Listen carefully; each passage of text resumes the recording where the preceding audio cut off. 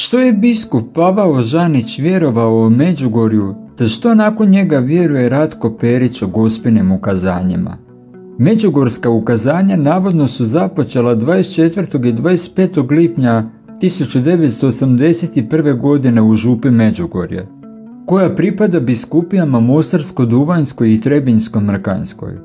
U to vrijeme biskup je bio Pavao Žanić, čiji je stav prema ukazanjima evoluirao od početne podrške do kasnijeg osporavanja. Isprva je biskup Žanić podržavao vidioce, javno izjavljujući da djeca ne lažu i da su iskrena u svojim tvrdnjama.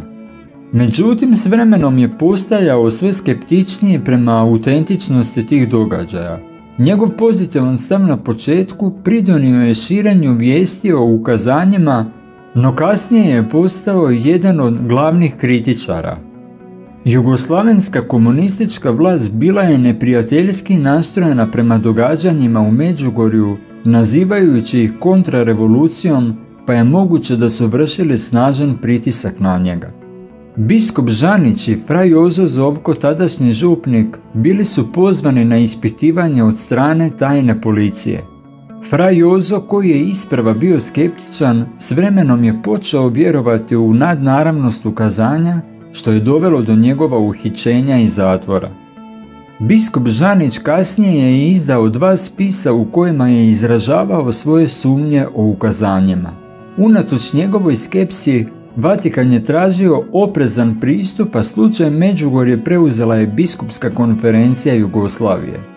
Nakon dugogodišnjeg istraživanja 1991. godine objavljena je izjava kojom se ne potvrđuje nadnaravnost ukazanja, ali se ni ne isključuje mogućnost da su se ona dogodila. Žanića je 1993. naslijedio biskup Ratko Perić, koji je nastavio kritički pristup prema Gospinim ukazanjima.